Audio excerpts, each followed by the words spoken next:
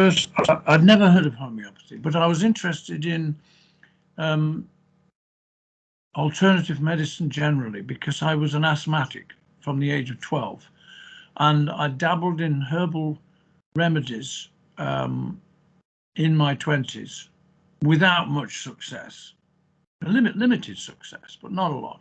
I wanted to get off antibiotics and expectorant medicine, which I had 2 or 3 times a year for these chest infections. And I'd had that for, what, about 10 years.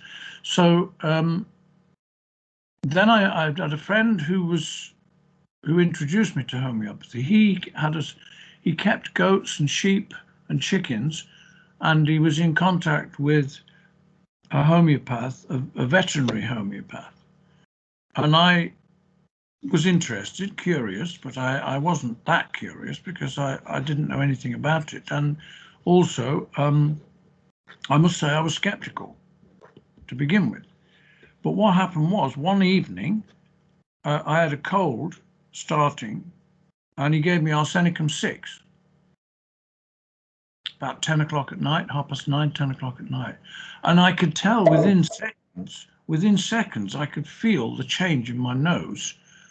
And the next morning I had no cold whatsoever, which was very unusual. And the next morning I thought, there's got to be something in this. It actually works. It is diluted 1,000,000 times or whatever, 10 to the minus 12, 6th potency. And I was quite astonished. So that prompted my interest. And then, of course, I bought a Materia Medica, I bought Burica and Fatax Materia Medica and Kent's lectures on philosophy, and I was hooked, completely hooked. And I started buying remedies and giving them to people, practicing the idea of how you find out what a person needs, to try an anamnesis, as it's now called, the anamnesis, to try and convert what a person says to you into a drug picture, which of course is exactly what the bread and butter of homeopathy is all about. That's what every single homeopath tries to do, that they try and convert what is presented to them in terms of symptoms, convert that into a remedy, a drug. So I was hooked, and then I carried on practicing with my own wife and children and family and friends, and that was that. Now, what happened then that was probably around 1978, 79, 80. About 1987, now I'd also been teaching homeopathy and part-time courses on homeopathy, herbalism, and various alternative therapies. And I had invited speakers. These were public lectures for interested amateurs. They weren't professional. And I then found out, because I had invited lectures in from people like osteopaths and herbalists to talk about their work. Quite a small class, probably 10 or 12.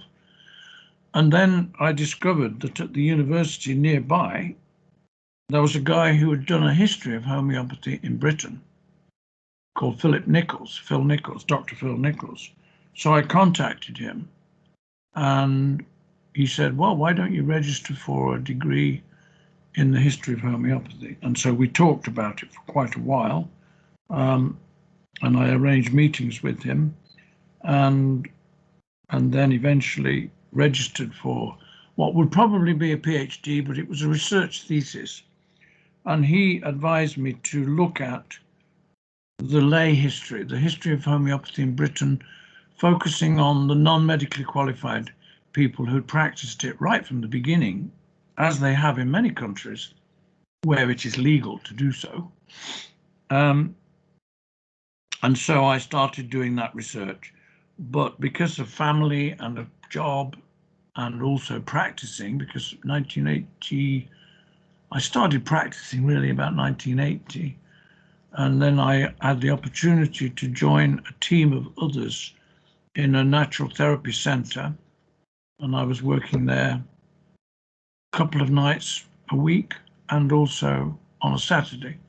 So I had too many things to fill my time, and I had to drop something. So eventually I dropped the practice around 1989, 90, and I focused more on the research. But that research I found very difficult. It was very long-winded. I hit lots of dead ends.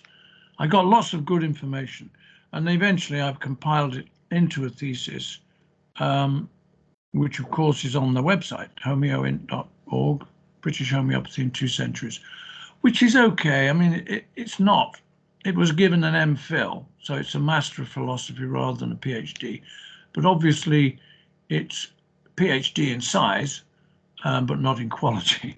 And so I think if I'd have spent more time on it, given more time, but they wanted me to complete and submit in 1998, so I did. So it was a bit of a rush job in the end. So that's how I got interested in the history of it. And of course, from there, I then became very interested in the life of Hahnemann himself. And that's really been my focus ever since. So my focus since 2000, 1997, something like that, has been on the life of Hahnemann. Because obviously, no longer being a practitioner, or not being a formal practitioner, I dabble in it still. I still have lots of remedies, and I still advise people on what they might take and so on and so forth. But my focus is mainly on the history, and particularly Hahnemann himself. Okay? Does that cover the original question? Yeah, that covers your original question. My next question would be, I'm sure you must have read the book In Search of Later Hahnemann by Rima Handley. Yeah. How do you find that book? Well, as you probably know, I have criticized that book in a review. What surprised me about that book was, first of all, she is a DPhil from Oxford. She has a DPhil in, I think it's not in medical history. It's in something like medieval languages or something. I expected a far more rigorous and academic scholarly work, but unfortunately it is full of, well, not full, but it contains quite a number of important errors of fact, and not very much in what you might call interpretation. I wrote to her and asked her about the book, and her reply was, she seemed very defensive, almost aggressive, and were not interested, dismissive of my interest. And I tried to explain to her that there were a few issues in the book, and she eventually replied. It was a very long gap between my letters and her replies. I got the feeling that she wasn't interested in discussing her work. So anyway, yeah, I don't think, you see, the problem with Hahnemann is a lot of people who write about Hahnemann tend to focus on dates and names and events. And that's not really my opinion. My view of history is more organic. I want to try and bring the life of that person, back into focus, so that you can understand the individual and the problems that they faced, and get into their mind, get into their thinking, and bring to life the attitudes and values that they have. And so I'm not so much interested in names and dates and places, which most historians seem to be obsessed with. And, so I wasn't particularly keen on her book, because I don't think it brings to life, it does bring to life to some extent Hahnemann's work in Paris with Melanie, but I don't think it's I think it could have been far more detailed and much more enthralling and interesting, shall we Yeah, say. because when I read about her, even her work and research went on for a long amount of years. She what, sorry? She worked for a lot of years, research all this. So the way she has put up, I wanted to know your opinion about it. Because Yeah, even she's worked a lot about Hahnemann and his life and his what you are talking is a lot about his ideology and yet completely a different angle. That's what yeah. I could get the feel in your book, Hahnemann and Homeopathy. She also makes mistakes about, for example, when he first introduced the Q potencies, the LM potencies. She makes quite a number of mistakes regarding that. Um, and I think really what happened was, reading between the lines, I think what she did was that she um, went to Stuttgart to study the case Yeah, books of Hahnemann, the yeah, Paris case books, that is um, which, I, which I've done. I've been there and I've looked at his case books myself twice. But the thing is that I don't think she really went into them in enough detail, because if she'd have done that, she would have come to a more, detailed analysis of what he was doing. And I think she gives rather a superficial picture of correct.